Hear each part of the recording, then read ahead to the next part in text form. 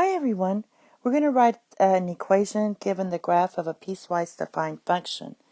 So the first thing before you ever start writing an equation, just notice where the graph is changing. It's changing at x equals 0. And we have two pieces. It looks like we have a linear equation here and a quadratic here. So that's what we're going to be looking at. So the first piece we're going to do is this linear piece. We're going to read the graph from left to right.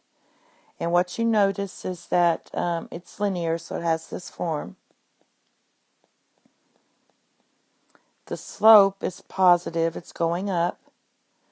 It's going up. The rise over run is 2, so your slope is 2. It's positive. And our y-intercept, which is the b, equals 0. So our equation is just y equals 2x. Now, it's only 2x from negative infinity to 0, and it can equal 0. So that would mean that x is less than or equal to 0.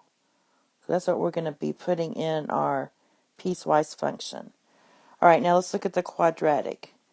The quadratic one has this form.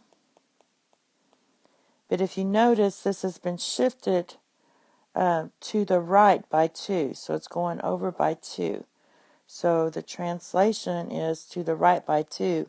And you write that as x minus 2 squared. It's not shifting up or down, because recall the parent function is like this. If you put in your values, there's your parent function. And it just got shifted over to the right by 2. And it has the same type slope to it.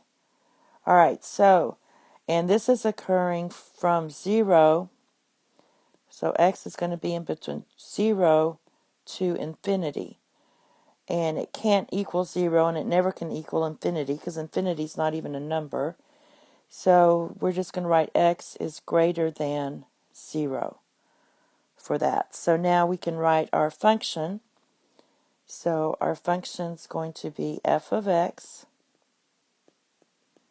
equals, we read it usually left to right, it's going to be 2x when x is less than 0, and it can equal 0 because of this.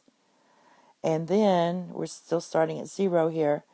We have x minus 2 squared when x is positive or greater than 0. And that's your piecewise defined function. Thank you, or equation, I mean. Have a nice day. Bye-bye.